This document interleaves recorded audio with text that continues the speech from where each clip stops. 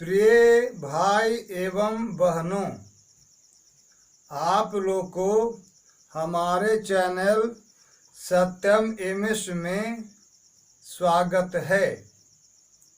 आज हम आप लोग को ये बतलाने जा रहे हैं कि उत्तम कुल किसे कहते हैं, उत्तम कुल का क्या स्वभाव होता है, उत्तम कुल की क्या प्रवृत्ति होती है, किन प्रकार के गुणों वाले उत्तम कुल कहलाते हैं।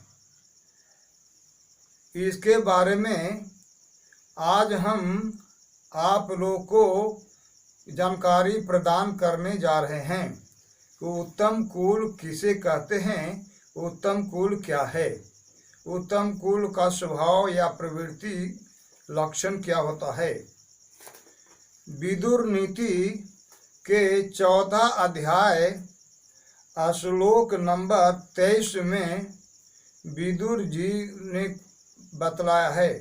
विदुर नीति 14 अध्याय के श्लोक नंबर 23 में विदुर जी का वचन कहा हुआ है कि उत्तम कुल क्या है, उसके बारे में उन्होंने बताया है कि उत्तम कुल क्या चीज है। तपोदमो ब्रह्मवीतम वितानाः पुण्या विवाह सत्तान दानम एस्वे वैते सप्त गुणा बसंती सम्यक वृता अस्तानि महाकुलानि। यानी ये सब गुण स्वभाव उत्तम कुल के होते हैं, जिनमें तप, इंद्रिय संयम, वेदों का स्वाध्याय, यज्ञ, पवित्र विवाह, सदा अन्नदान और सदाचार, ये 7 गुण वर्तमान रहते हैं, उन्हें महान या उत्तम कुल कहते हैं। तो तपोधमो ब्रह्मवीतम वितानाः, यानी जिस परिवार में तप करने का स्वभाव होता है, प्रवृत्ति होती है, और तप क्या चीज है इसको भी जानना है। गीता में बताया गया है कि तप 3 प्रकार के होता है। तो उन 3 प्रकार के तप को करने की जो जिसे प्रवृत्ति होती है उसे तप कहते हैं। शारीरिक तप, मानसिक तप, वाचिक तप। तो शारीरिक तप है देव द्विज गुरु प्राग्ञ पूजनम शौचम आर्जवम ब्रह्मचर्यम अहिंसा च शारीरम तप उच्यते। यानी देवता गुरु, देव द्विज, देवता ब्राह्मण गुरु और बुद्धिमानों की पूजा, ये शरीर संबंधी तप ही कहलाते हैं। तो देव द्विज गुरु प्राग्ञ पूजनम शौचम, आंतरिक और बाह्य पवित्रता शरीर के अंदर के तप हैं।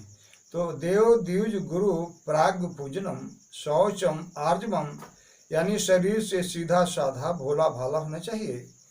तो देव द्विज गुरु प्राग्ञ पूजनम शौचम आर्जवम ब्रह्मचर्यम अहिंसा च शारीरम तप उच्यते।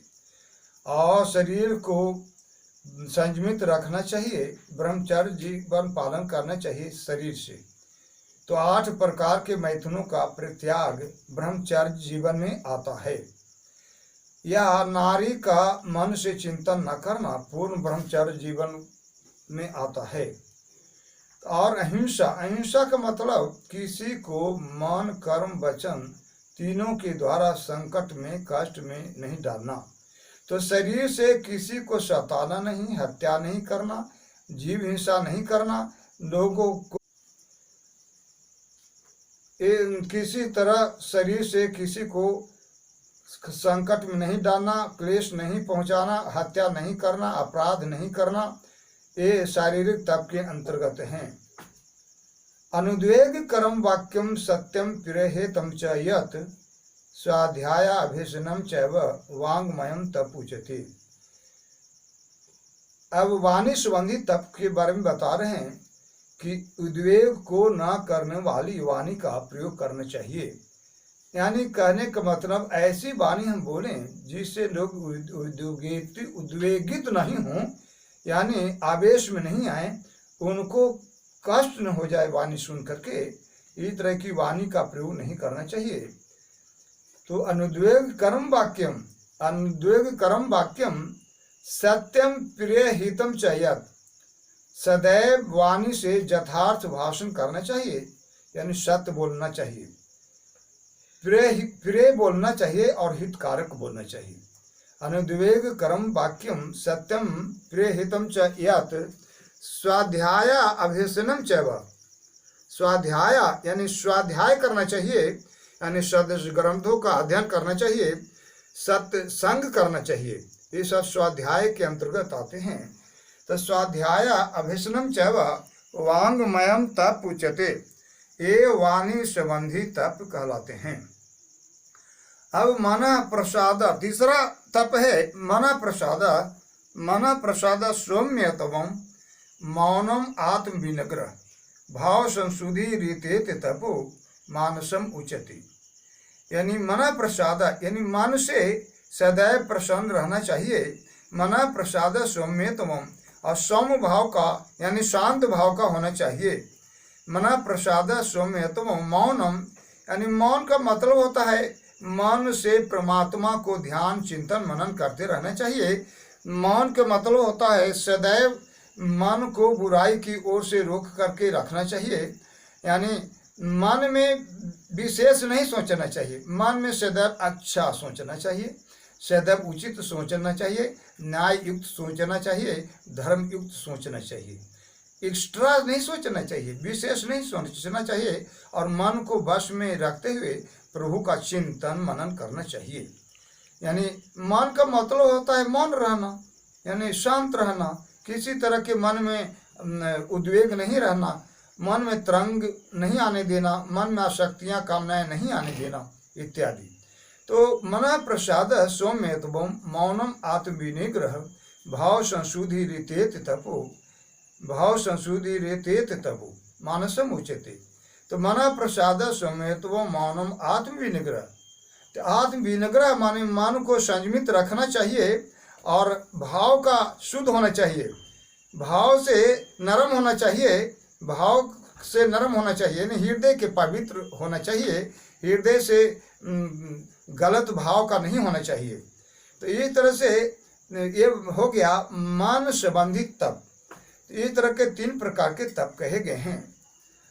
तो तपो दमो ब्रह्मवितम विताना, दम का मतलब होता है इंद्रिय को संयमित रखना, यानी इंद्रियों को विषयों में नहीं जाने देना, इंद्रियों को रोक करके रखना, इंद्रियों के अपने अपने विषयों में इंद्रियों को नहीं भटकने देना।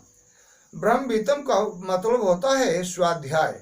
तो स्वाध्याय में सदग्रंथों का अध्ययन होता है और सत्संग होता है, यानी सत्संगों के द्वारा ज्ञान अर्जन करना चाहिए और सदग्रंथों को अध्ययन करके ज्ञान अर्जन करना चाहिए। बिताना का मतलब होता है यज्ञ। तो कैसा यज्ञ? दूसरों को हित करना चाहिए, दूसरों पे दया करना चाहिए, दूसरों की सहायता करनी चाहिए, दूसरों के कष्ट को देख करके द्रवित होना चाहिए, दूसरों को कष्ट में सहयोग प्रदान करना चाहिए। ये सब यज्ञ के अंतर्गत होते हैं। ऐसे तो वैदिक यंत्र भी बताया जाता है जो जगत के कल्याण के लिए यज्ञ किया जाता है। जो यज्ञ से वृष्टि होती है, वृष्टि से अन्न उत्पन्न होता है, अन्न जीवन प्रदायक है, उसे लोग ग्रहण करते हैं और जीवंत बने रहते हैं। तो इस तरह से यज्ञ की भी महिमा ग्रंथों में बताया गया है। पुण्य विवाह यानी पवित्र विवाह करना चाहिए, यानी प्रेम से आपस में मिलजुल करके सामाजिक तौर तरीके से जो शादी विवाह की रीति है, शादी विवाह का रिवाज है, उसके तहत पुण्य विवाह यानी पवित्र विवाह करना चाहिए। और सदा अन्नदान, हमेशा अन्न दान करने की प्रवृत्ति होनी चाहिए, स्वभाव होना चाहिए। ये सब उत्तम कुल के गुण पाए जाते हैं।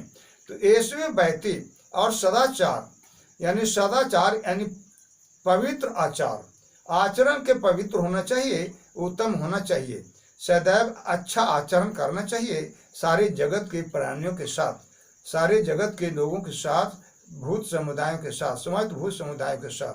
तो ये जो जिनमें सद्गुण पाए जाते हैं, ये उत्तम कुल कहलाते हैं। ये जो 7 गुण जिन परिवार वालों में पाए जाते हैं, वो परिवार उत्तम कुल के कहे जाते हैं। तो इस तरह से